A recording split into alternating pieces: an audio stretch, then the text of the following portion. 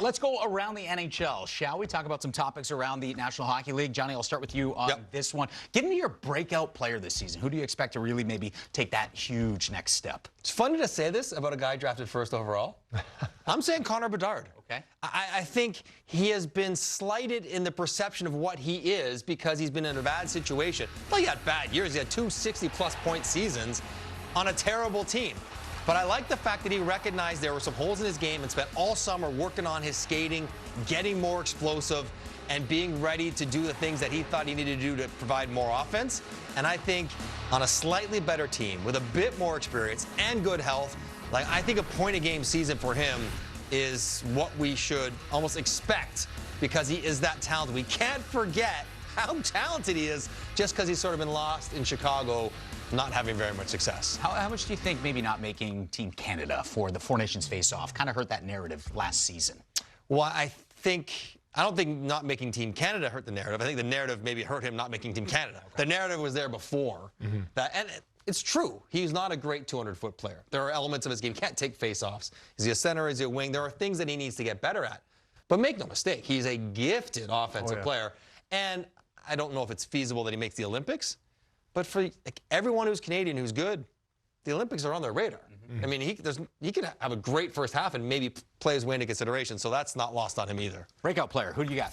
I'm going down to Florida, and I'm going to say Anton Lundell. I like it. I like it. I was close to picking Connor Bedard myself, but I just think with how this Florida Panthers team is built, him in an elevated role, more offensive, maybe more power play time, he is baby Barkov, right? He is Barkov Jr.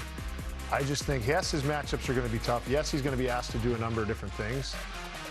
But I think, and I do believe it'll translate on the score sheet, and he will have more points just with more opportunities. I don't necessarily think he would be an 80-point player, but he might be. It wouldn't shock me if he eclipses 80 points. He's a point-a-game guy. I just think his overall game, he's really going to show people what he is capable of. 200 feet of ice. He is a coach's dream. You can put him in any situation. And I just think he's going to have more of an opportunity to do it with some of the injuries that are going on in Florida. Yeah. More opportunity, better line mates, higher leverage, and incredible talent. The fact that he gets 45, 50 points is not because he can't put up 70. It's because he plays in that third line role behind the guys in front of him. All right, Boiler, going right back to you on this one. How about your surprise team this season? Well, I think this might not be a shock, but we're going to go with Anaheim. There's just so much young talent. If they can put it together with their nucleus of veteran guys, and with Joel Quenneville there and how they're going to be led, I think Woodcroft is going to help on the backside, teaching that team sort of structure and defensive things. Dostal's another year older, and he's, I think, a bona fide #1 goalie in the league. I just think there's so much firepower, and if they can harness it, play a certain way, and let that firepower work itself out in the right way with some structure, they're going to be a team to be reckoned with this year. What does that mean? Playoffs? Around it. The West is tough. Central is so tough. They're gonna end March in the mix. Not for a playoff stellar spot. at the deadline. Meaningful games. 100%. But you talk about important players to me. Dostal, obviously. But I think Leo Carlson is star in the making. This guy is so good. He's, I don't want to say Matt Sundin, that's not even fair, but like that big, rangy, powerful centerman. And Cutter Gauthier.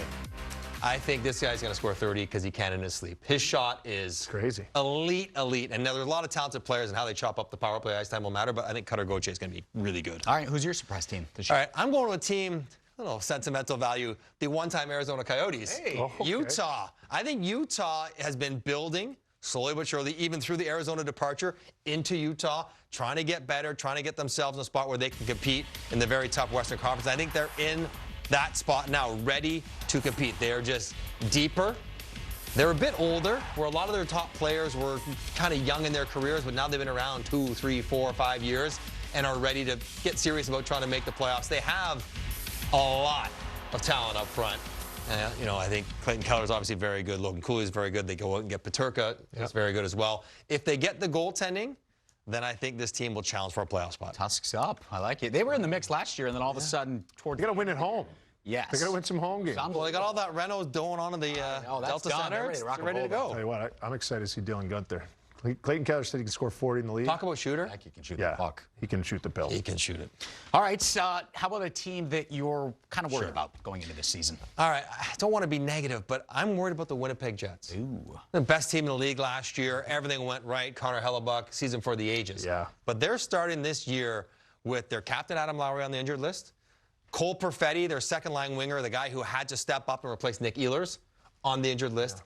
And Dylan Sandberg, their second-pair defenseman, whom a lot of people might not know, a massive blow, also on the injured list. So they're taking a team that was already a bit thinner with Ehlers' departure, and they lose now 3 really important players. And now their second line, which was really good last year, is Taves, who we want to do great, but he's still working his way back in. Nyquist on a bounce-back year. Chibrikov, who's a young player. I don't know what those guys are going to be. So I think they're going to be good, but I'm worried they're going to be not anywhere nearly as good points-wise in the regular season as they were last year. They've already come out and said they don't want Connor Hellebuck playing 60 games this year with the Olympics and his workload for that. Except he wants to play 80 games. That's the problem. Well, yeah. But yeah, get him to 54, and then does that make those extra 7, 8, 9 games he plays? Are you not quite as good in those games? Probably not. Do we get more Comrie interviews? Hopefully. He's pretty good, yeah. Hopefully. That'd be a plus. Makes our job easier. Team you're kind of worried about this year. So again, I'm worried about the Nashville Predators, and I'm worried about them because again, their makeup. There's a lot of great people, like great players, and friends of mine down in Nashville. I want them to do well. I'm just worried about them because I don't know how their makeup really fits. Now, if they make some adjustments, put guys in different spots, I'm not sure how they're going to be down the middle. I worry about maybe the health of the defense. And if they can stay healthy, maybe it's a bounce back year. I know they're all proud guys and they're great players, but we'll just see how the puzzle pieces fit. I still don't know how well these puzzle pieces are supposed to fit. I think they were big names. They quote-unquote won the offseason 2 summers ago. It doesn't always work out that way, and I don't think just forget about that season, we'll start fresh is the best approach. You need to make some tangible changes. Was that the issue last year, the puzzle pieces just not fitting? Yeah, I think so. I think they went out and got some similar players, and there wasn't any sort of chemistry there, and it ended up being you bought 80 goals on some high-end guys. Steven Stamkos can score anywhere. Jonathan Marchessault, Conn Smythe winner.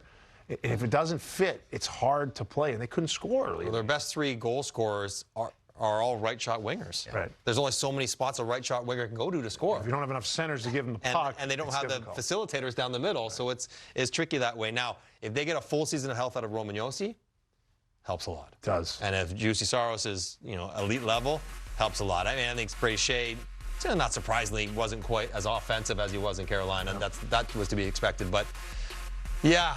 Back end's a little thin. It's Perbix is is he going to be it's just a lot of questions.